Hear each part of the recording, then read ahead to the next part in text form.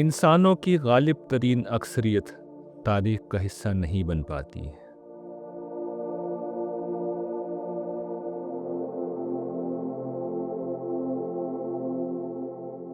کچھ لوگ ہوتے ہیں جو اپنے کارناموں کی بنا پر تاریخ کا حصہ بن جاتے ہیں۔ بہت ہی کم لوگ ہوتے ہیں جو تاریخ کے دھارے کو موڑ دیتے ہیں۔ ان سے بھی کم لوگ وہ ہوتے ہیں جن کے بارے میں یہ دعویٰ کیا جا سکتا ہے کہ وہ تاریخ ساز ہیں۔ لیکن انسانی تاریخ میں صرف ایک ہستی ہے جس کے لیے یہ بات بلا خوف تردید کہی جا سکتی ہے کہ وہ تاریخ کے ہر تصور سے بلند تر شخصیت ہے۔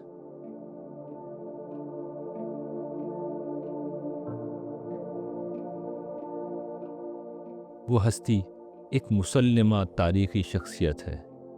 یہ بھی حقیقت ہے کہ اس نے تاریخ کے دھارے کو موڑ دیا۔ وہ ہستی بلا شبہ تاریخ ساز بھی ہے، مگر اس سے کہیں بڑھ کر اس ہستی نے وہ تاریخ جنم دی جس کا اس سے قبل تصور بھی نہیں کیا جا سکتا تھا۔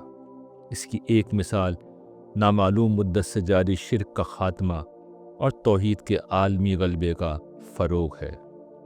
یہ وہ واقعہ ہے جو اس سے قبل معلوم تاریخ میں کبھی نہیں ہوا تھا۔ یہ کام کرنے والی ہستی انسانی تاریخ میں ایک ہی گزری ہے۔ دنیا اس ہستی کو محمد الرسول اللہ صلی اللہ علیہ وسلم کے نام سے جانتی ہے، جنہوں نے قیامت سے قبل آخری دفعہ وہ قیامت صغریٰ برپا کر کے دکھائی جس میں منکروں کو عذاب اور ماننے والوں کو دنیا پر غلبہ دے دیا گیا۔ یہ اس بات کا ناقابل تردید ثبوت ہے کہ قیامت برپا ہو کر رہے گی۔ انسان کی کہانی میں ہم نے ایک چیز کو مسلسل دیکھا کہ انبیاء اور رسل سر توڑ کوشش کر کے انسانوں کو شرک کی گمراہی سے نکالنے کی کوشش کرتے ہیں، مگر انسان اس گمراہی کو چھوڑنے پر آمادہ نہ ہوئے۔ قومیں عذاب الہی میں مٹ گئیں مگر اپنے مشرکانہ اوہام کو نہیں چھوڑا۔ جو گنتی کے لوگ رسولوں پر ایمان لائے اور خدائی انعام کے حقدار ہوئے، وہ چند نسلوں یا چند صدیوں کے بعد دوبارہ شرک کا شکار ہو گئے۔ ان میں پھر پیغمبر آئے اور پھر یہی کہانی دہرائی گئی۔ جب نبیوں کی اولاد پر مشتمل ایک پوری امت کو اٹھایا گیا تو اس کے ساتھ بھی یہی کچھ ہوا۔ بنی اسرائیل کی تاریخ اس پر شاہد ہے کہ کبھی وہ بچھڑے کی پرستش کا شکار ہوئے اور کبھی بال کی۔ بنی اسرائیل کے آخری نبی حضرت عیسیٰ کے نام لیواؤں نے خود ان کو اللہ کا بیٹا بنا دیا اور توحید کو چھوڑ کر تثلیث کا عقیدہ ایجاد کر لیا۔ یہ پوری تاریخ اگر ذہن میں رہے تو پھر اندازہ کیا جا سکتا ہے کہ رسول اللہ صلی اللہ علیہ وسلم کا عظیم ترین کارنامہ کیا تھا۔ آپ نے اور آپ کے تربیت یافتہ صحابہ نے شرک کو ہمیشہ کے لیے دنیا کے غالب فکر کے مقام سے ہٹا دیا۔ اس کے بعد پوری قوم توحید کے دائرے میں داخل ہوئیں اور پھر کبھی اس دائرے سے باہر نہیں نکلیں۔ یہ سب کچھ کیسے ہوا، اس کی تفصیل ہم آج انسان کی کہانی میں دیکھیں گے۔ انسان کی کہانی کی پچھلی قسط میں ہم نے دیکھا تھا کہ خدا نے محمد الرسول اللہ صلی اللہ علیہ وسلم کے مخالفین کے بارے میں کن فیصلوں کا اعلان کیا تھا، مگر اس کے ساتھ خدا نے یہ بھی اعلان کیا تھا کہ رسول اللہ صلی اللہ علیہ وسلم کے ماننے والوں کو آخرت سے پہلے اسی دنیا میں کیسے نوازا جائے گا۔ تم میں سے جو لوگ ایمان لائے اور انہوں نے اچھے عمل کیے ہیں، ان سے اللہ کا وعدہ ہے کہ ان کو وہ اس سرزمین میں ضرور اسی طرح اقتدار عطا فرمائے گا جس طرح ان سے پہلے گزرے ہوئے لوگوں کو اس نے عطا فرمایا تھا، اور ان کے لیے ان کے دین کو پوری طرح قائم کر دے گا جسے اس نے ان کے لیے پسند فرمایا ہے، اور ان کے اس خوف کی حالت کے بعد اسے ضرور امن سے بدل دے گا۔ وہ میری عبادت کریں گے، کسی چیز کو میرا شریک نہ ٹھہرائیں گے، اور جو اس کے بعد بھی منکر ہوں تو وہی نافرمان ہے۔ یہ اعلان جب ہوا تو پورا عرب مدینہ کے مٹھی بھر مسلمانوں کو مٹانے کے در پہ تھا، مگر اس کے بعد صرف ربع صدی میں اللہ کا وعدہ اس طرح پورا ہوا کہ پہلے سرزمین عرب اور پھر ارد گرد کی تمام متمدن دنیا پر صحابہ کرام کا اقتدار قائم ہو گیا۔ رسول اللہ صلی اللہ علیہ وسلم کے بعد آپ کے ابتدائی خلفاء کے دور میں آپ کا دین دنیا کے مرکز میں چھا گیا۔ ایران کی عظیم ساسانی سلطنت مسلمانوں کی ایک ضرب سے پاش پاش ہو کر اپنے وسیع و عریض علاقوں سمیت خلافت راشدہ کا حصہ بن گئی، اور عظیم رومی سلطنت شام، فلسطین اور مصر جیسے اہم مذہبی، تاریخی اور زرخیز علاقے گنوا کر شکست کھانے پر مجبور ہو گئی۔ تنہا یہی واقعہ اپنی ذات میں اس بات کا ناقابل تردید ثبوت ہے کہ جس خدا نے اپنے ماننے والوں کو دنیا میں غلبہ دیا، وہ انہیں آخرت میں بھی اپنی نعمت و انعام سے سرفراز کرے گا۔ صحابہ اکرام کا یہ غلبہ خدائی وعدے کی تکمیل بھی تھا، اور مسلمانوں کے عظیم عالمی غلبے کا آغاز بھی۔ ایک صدی کے اندر محمد الرسول اللہ صلی اللہ علیہ وسلم کے نام لیوا اہل توحید کی حکومت ہندوستان سے لے کر شمالی افریقہ اور اسپین سے لے کر وسط ایشیا تک پھیل گئی۔ اس کے بعد اگلے 1000 برس تک توحید کے نام لیوا مسلمانوں کے قدم دنیا کے 3 مرکزی بر اعظموں میں ہر جگہ پہنچ گئے۔ یورپ میں مسلمان جنوب سے انلس میں داخل ہوئے اور فرانس تک پہنچ گئے، پھر مشرق سے قسطنطنیہ میں داخل ہوئے اور آسٹریا تک جا پہنچے۔ افریقہ میں شمالی افریقہ کا علاقہ جو اس بر اعظم میں تہذیب کا مرکز تھا، مصر سے مراکش تک مسلمانوں کا خطہ بن گیا۔ ایشیا میں مشرق وسطیٰ کے علاوہ ایشیائے کوچک، وسط ایشیا، جنوبی ایشیا اور پھر جنوب مشرقی ایشیا بھی فرزندان توحید کا علاقہ بن گیا۔ سیاسی اقتدار سے کہیں بڑھ کر مسلمانوں کا مذہبی، سیاسی، ثقافتی اور علمی غلبہ دنیا بھر پر قائم ہو گیا۔ ان 1000 برسوں میں زبان ان کی زبان تھی، علم ان کا علم تھا، ثقافت ان کی ثقافت تھی، اور تہذیب ان کی تہذیب تھی۔ اسلام کی نمائندگی کرنے والے خاندان اور اقوام کی زبان اور مقام بدلتا رہا، مگر ان سب کی توحید سے وابستگی یکساں طور پر غیر مشروط رہی۔ یہ وابستگی اتنی شدید تھی کہ جہاں مسلمانوں کا سیاسی اقتدار ختم ہوا، وہاں بھی مسلمانوں نے توحید سے وابستگی نہیں چھوڑی، سوائے اس کے کہ بالجبر ہی مسلمانوں کو ختم کر دیا گیا ہو، جیسے اسپین میں ہوا۔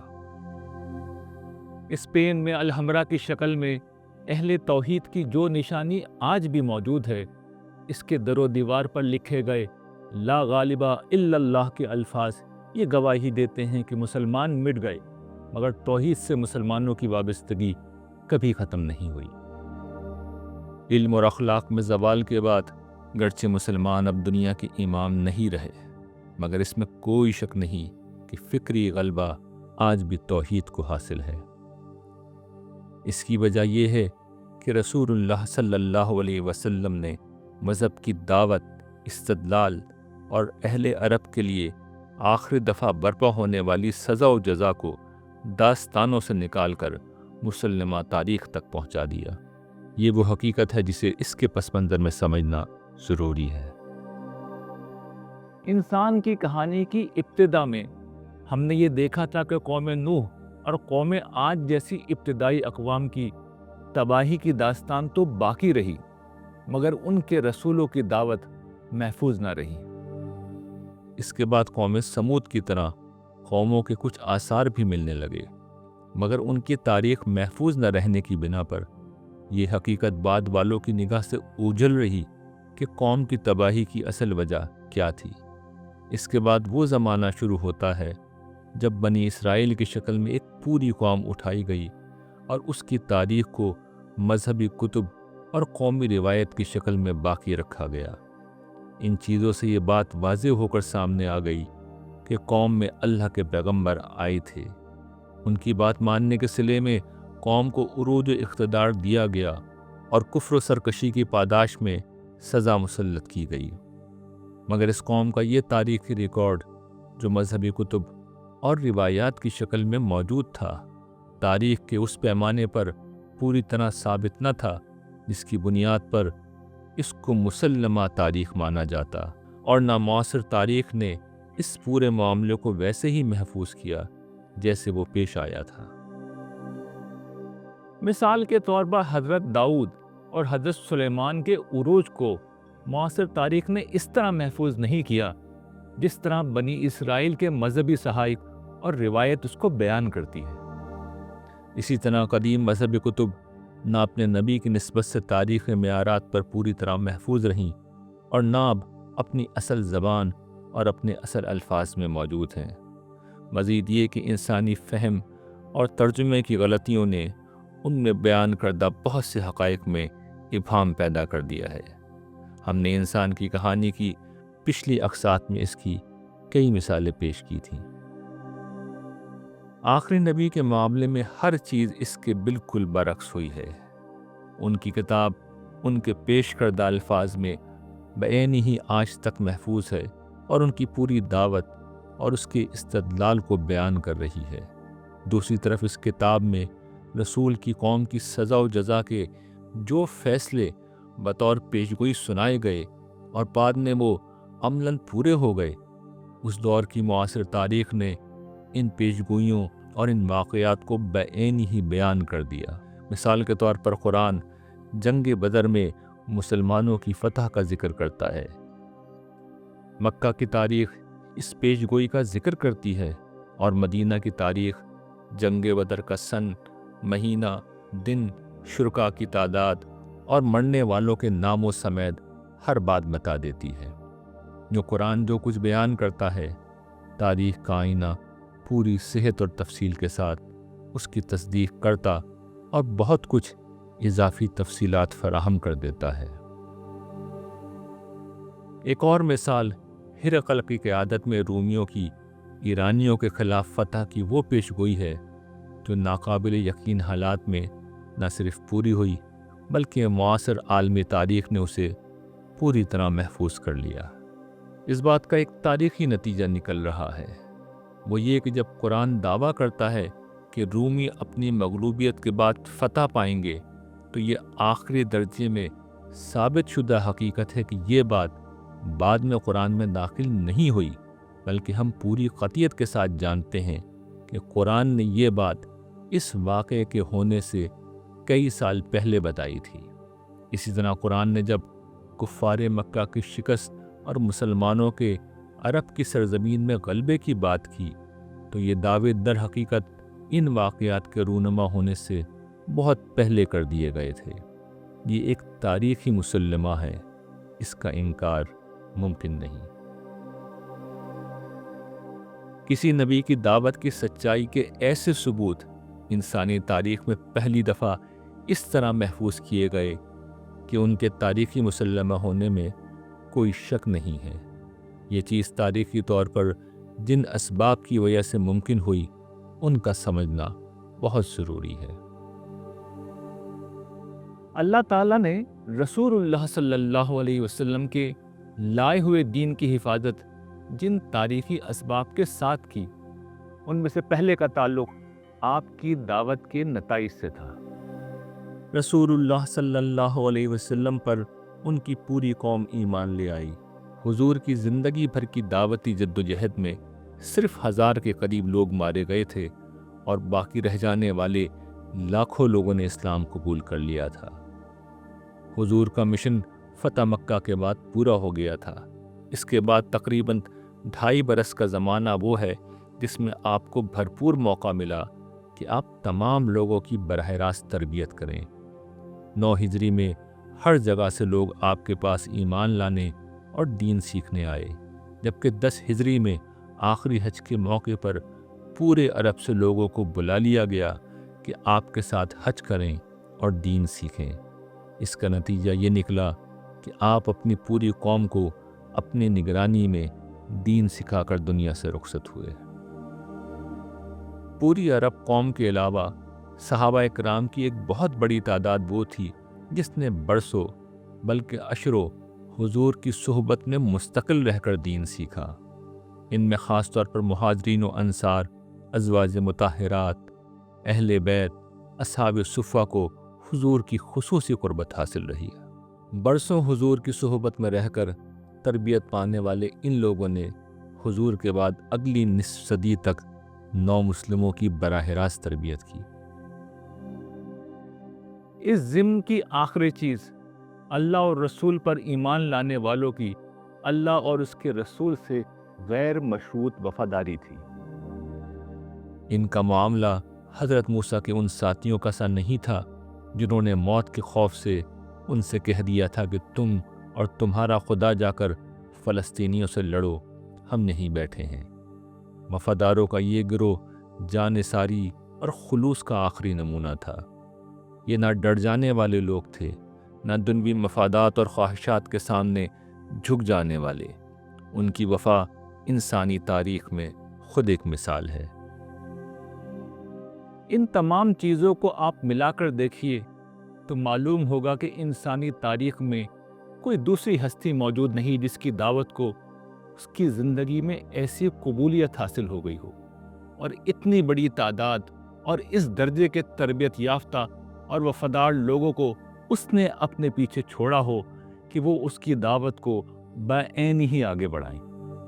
اسلامی تعلیمات خاص طور پر قرآن مجید کی حفاظت میں اس پورے انتظام کا بنیادی حصہ ہے۔ یہ ایک پہلو تھا، اب دوسرے پہلو کا جائزہ لیتے ہیں۔ حضور کو اپنی زندگی میں سرزمین عرب میں مکمل سیاسی غلبہ حاصل ہو گیا تھا، جو خلافت راشدہ کے دور میں مسلمانوں کے عالمی غلبے میں بدل گیا۔ اس کا نتیجہ یہ نکلا کہ عرب اور دنیا بھر کے وسائل مسلمانوں کے پاس تھے، جن کی مدد سے ان کے لیے ممکن ہو گیا کہ اپنے دین کے فروغ اور تحفظ کے لیے جو چاہیں اقدام کریں۔ دوسری طرف کوئی اور طاقت اس حیثیت میں نہیں تھی کہ اسلام کے فروغ یا تحفظ میں کوئی رکاوٹ ڈال سکتی۔ دوسری حقیقت یہ ہے کہ رسول اللہ صلی اللہ علیہ وسلم کی قوم بنی اسماعیل کو یہ منصب دیا گیا تھا کہ انہیں باقی انسانیت پر اس دین کی شہادت ایسے ہی دینی ہے جیسے پیغمبر علیہ السلام نے ان پر دی تھی۔ اللہ کی راہ میں جد و جہد کرو جیسا کہ جد و جہد کرنے کا حق ہے۔ اس نے تمہیں چن لیا ہے، اور جو شریعت تمہیں عطا فرمائی ہے اس میں تم پر کوئی تنگی نہیں رکھی ہے۔ تمہارے باپ ابراہیم کی ملت تمہارے لیے پسند فرمائی ہے، اسی نے تمہارا نام مسلم رکھا تھا۔ اس سے پہلے اور اس قرآن میں بھی تمہارا نام مسلم ہے، اس لیے چن لیا ہے کہ رسول تم پر اس دین کی گواہی دے اور دنیا کے سب لوگوں پر تم اس کی گواہی دینے والے بنو۔ اسی پس منظر میں صحابہ کرام نے جس طرح اس دین کو سیکھا اور محفوظ کیا تھا، اسی طرح انہوں نے اپنی زبان و عمل سے ایمان و اخلاق کی اس دعوت کا بہترین نمونہ بھی پیش کیا۔ چنانچہ اسلام مفتوحہ علاقوں میں تیزی سے پھیلا۔ ہر اس علاقے میں جہاں صحابہ کرام گئے وہاں پوری قومیں مسلمان ہو گئیں۔ چنانچہ مسلمان جو پہلے تعداد میں لاکھوں تھے، اسی نسل میں کروڑوں میں تبدیل ہو گئے۔ اس ضمن کی تیسری حقیقت یہ ہے کہ خلافت راشدہ نے دو عالمی سپر پاورز کو دنیا کے مرکز میں شکست دے کر ان کی جگہ لے لی تھی۔ اس لیے عرب میں جو انقلاب آیا وہ فوراً ہی خلافت راشدہ کے زمانے میں ایک عالمی انقلاب بن گیا۔ چنانچہ اسلام، اس کی تعلیمات اور اس کی کتاب قرآن مجید صرف مقامی واقعہ نہیں رہا، بلکہ انسانیت کے مرکزی دھارے اور عالمی تاریخ کا ایک مسلمہ واقعہ بن گیا۔ اس ضمن کی آخری بات یہ ہے کہ اگلے 1000 برس تک مسلمانوں کا مذہب، تہذیب اور علم دنیا بھر پر غالب رہا۔ بہت مختصر وقت اور چند ثانوی نوعیت کی شکستوں کو چھوڑ کر مسلمان مسلسل عالمی سپر پاور اور صاحب اقتدار رہے۔ اس چیز نے اسلامی تعلیمات اور اسلام کی بنیادی کتاب قرآن مجید کی حفاظت اور اسلام کے فروغ میں اہم کردار ادا کیا۔ اس دوسرے پہلو سے کہی گئی تمام باتوں کو سامنے رکھ کر اب جدید یا قدیم تاریخ میں کوئی دوسری شخصیت ڈھونڈیے جو رسول اللہ صلی اللہ علیہ وسلم کی مثل ہو۔ آپ کو کوئی دوسری شخصیت نہیں ملے گی جس کے پیش کردہ مذہب، دعوت یا نظریے کو اس کی ابتدا ہی سے یہ تمام عوامل حاصل ہو گئے ہوں اور تقریباً 1500 برس تک مسلسل حاصل رہے ہوں۔ یہ وہ سب چیزیں ہیں جنہوں نے مل کر حضور کے دین، ان کی تعلیمات، ان کی پیش کردہ کتاب، ان کے لائے ہوئے انقلاب کو ایک ایسا تاریخی مسلمہ بنا دیا ہے کہ گویا ہم تاریخ کے آئینے میں ان واقعات کو پیش آتا اپنی آنکھوں سے دیکھتے ہیں۔ اس کے نتیجے میں قرآن آج بھی انسانیت پر اسی طرح حجت ہے جس طرح وہ 1500 سال پہلے تھا۔ اسلام کی دعوت، اس کا استدلال اور جس سزا و جزا کو سرزمین عرب میں برپا کیا گیا تھا، اس کی تفصیلی رودات قرآن مجید بیان کرتا ہے۔ ہم نے پیچھے وہ سارے تاریخی عوامل بیان کر دیے جن کی بنا پر یہ چیز ممکن ہو گئی کہ یہ کتاب بعین ہی ویسے ہی آج بھی ہمارے پاس موجود ہے جیسا کہ وہ نازل ہوئی تھی۔ یہ واقعہ کیسے ہوا، آئیے اس کو بھی سمجھتے ہیں۔ جس وقت قرآن مجید ابتدا میں نازل ہونا شروع ہوا تو 2 وجوہات کی بنا پر قرآن مجید، جسے رہتی دنیا تک انسانیت کے لیے ہدایت کا کام کرنا تھا، اس کا محفوظ رہ جانا ممکن نظر نہ آتا تھا۔ پہلی وجہ یہ تھی کہ کفار مکہ اور پورا عرب اس دعوت کے بدترین دشمن تھے۔ وہ اس دعوت اور اس کے پیش کرنے والے دونوں کو مٹانے کے در پہ تھے۔ دوسری وجہ یہ تھی کہ قرآن مجید کو گرچہ آخر میں ایک کتاب کی شکل میں مرتب ہونا تھا، مگر یہ ایک ساتھ کسی کتاب کی شکل میں نازل نہیں ہو رہا تھا، بلکہ وقفے وقفے سے زبانی کلام کے طور پر اتر رہا تھا، اور یہ سلسلہ 23 برس تک جاری رہا۔ اس لیے قرآن کے کسی حصے کا حافظے سے محو ہو جانا یا کسی وجہ سے کتاب میں شامل ہونے سے رہ جانا جیسے امکانات بعید از قیاس نہ تھے۔ اللہ تعالیٰ نے پہلی بات کی اس طرح نفی کر کے قرآن مجید کی حفاظت کا یقین دلایا۔ اس میں شبہ نہیں کہ یہ ذکر خود ہم نے اتارا ہے اور ہم ہی اس کے نگہبان ہیں۔ اسی طرح حضور کے متعلق ارشاد فرمایا، اللہ ان لوگوں سے تمہاری حفاظت کرے گا۔ دوسری بات کے متعلق ارشاد فرمایا، ان قریب اس کو ہم پورا تمہیں پڑھا دیں گے تو تم نہیں بھولو گے، مگر وہی جو اللہ چاہے گا۔ وہ اس کو بھی جانتا ہے جو اس وقت تمہارے سامنے ہے اور اس کو بھی جو تم سے چھپا ہوا ہے۔ اسی طرح ہم ان مشکلوں سے بھی درجہ بدرجہ تمہیں آسانی کی طرف لے چلیں گے۔ ان آیات میں مکہ کی انتہائی مشکل صورتحال سے نکلنے کی یقین دہانی بھی ہے اور آنے والی آسانیوں کی خوشخبری بھی، اور ساتھ میں یہ تسلی بھی کہ قرآن کا محفوظ کر کے پڑھانا اللہ کا کام ہے،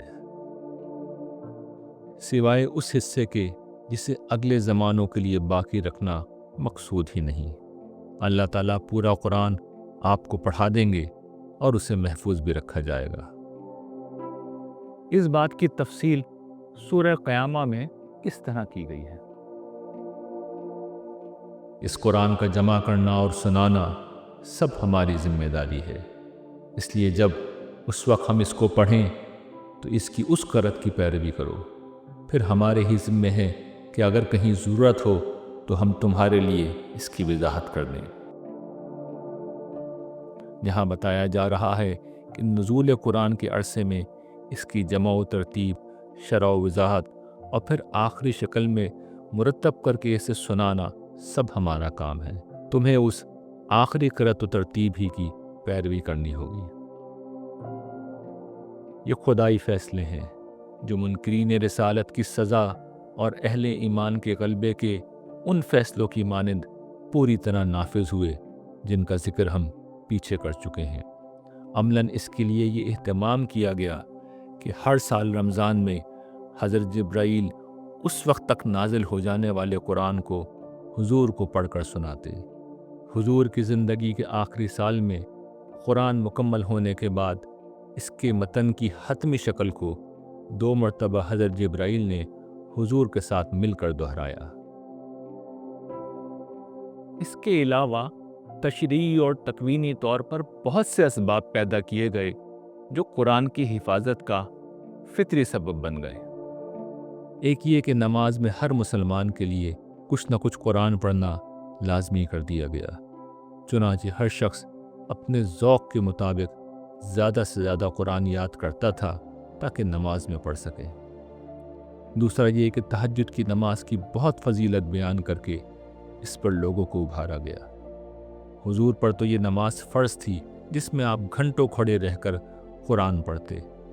صحابہ کی ایک بہت بڑی تعداد اس نماز کا اہتمام کرتی اور طویل رکعتیں پڑھنے کے لیے انہوں نے بھی حضور کی طرح پورا قرآن یاد کر لیا، جسے روزانہ رات کو دہرا کر وہ پختہ کر لیتے۔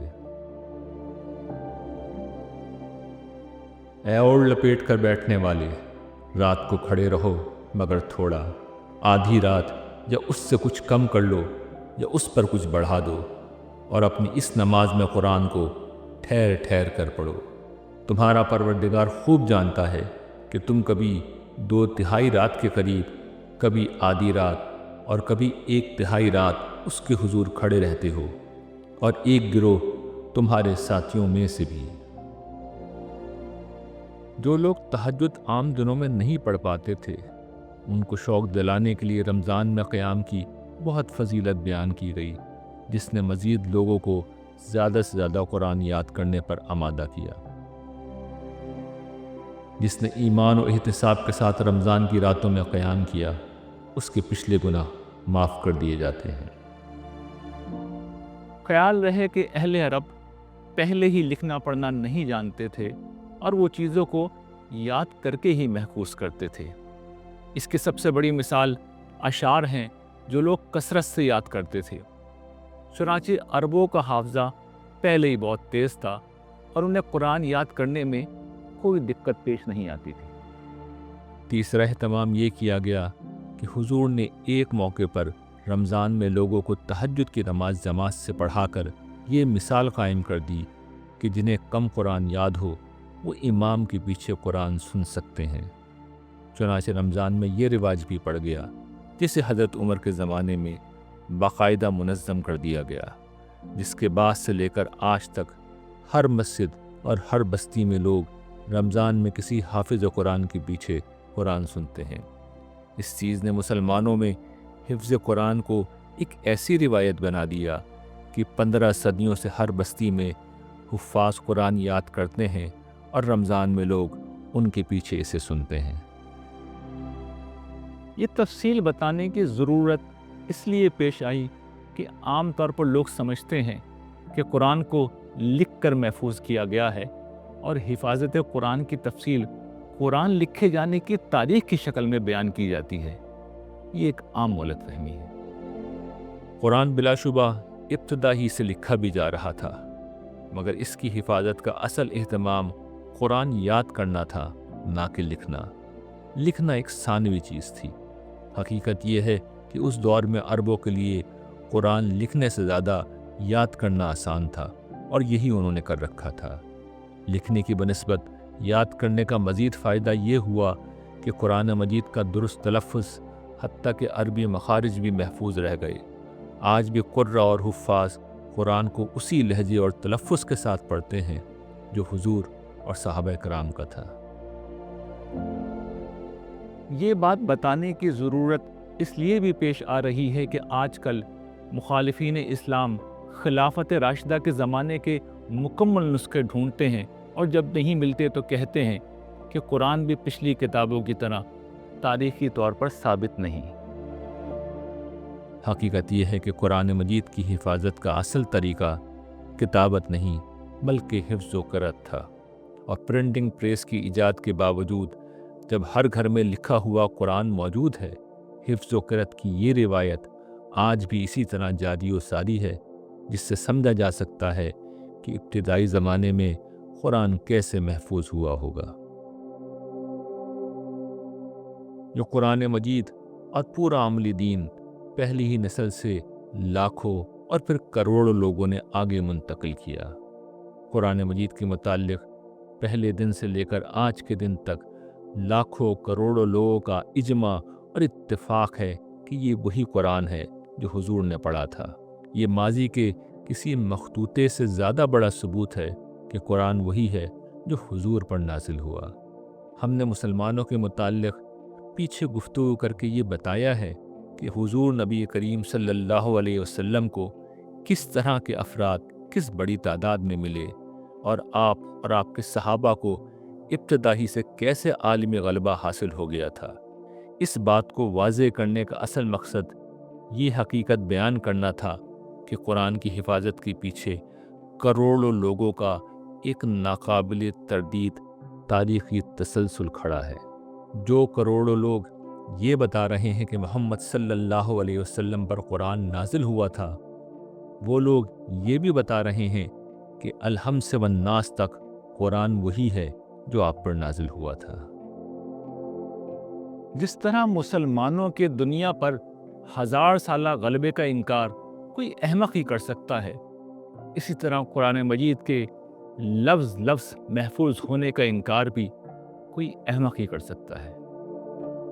قرآن مجید کا اس طرح محفوظ ہونا، اس میں رسول اللہ صلی اللہ علیہ وسلم کی دعوت، اس کے دنیوی نتائج کی پہلے سے اطلاع، اور پھر ان نتائج کا بعین ہی نکل آنا، معاصر تاریخ کا ان سارے واقعات کو اس طرح محفوظ کرنا کہ ان کی سچائی میں کوئی شبہ نہ رہے، یہ سب چیزیں مل کر انسانیت کو یہ پیغام دیتی ہیں کہ خدا حق ہے، قیامت حق ہے، جنت حق ہے، جہنم حق ہے، تمام انبیاء حق ہیں، اور آخری نبی محمد الرسول اللہ صلی اللہ علیہ وسلم بھی حق اور سچ پر کھڑے تھے۔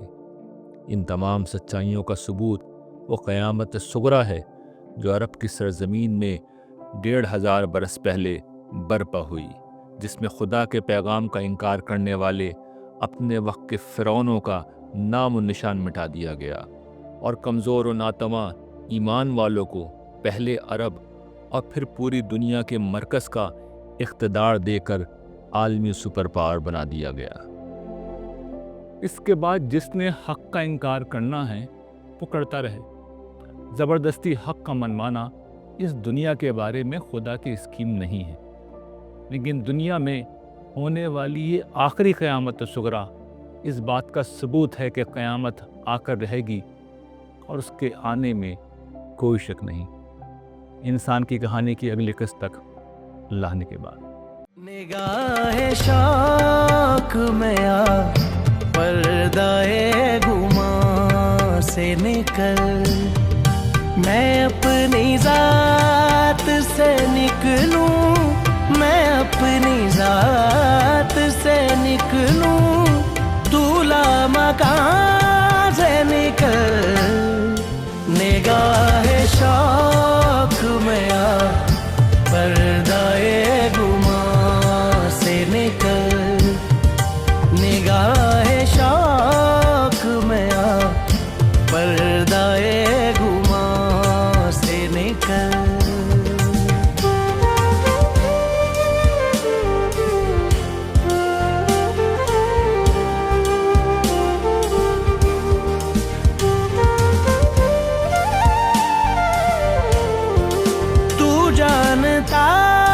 ہے میری پستیوں کو پھر بھی کبھی، تو جانتا ہے میری پستیوں کو پھر بھی کبھی، میری زمین پہ اتر اپنے آسمان سے نکل، میری زمین پہ اتر اپنے آسمان سے نکل۔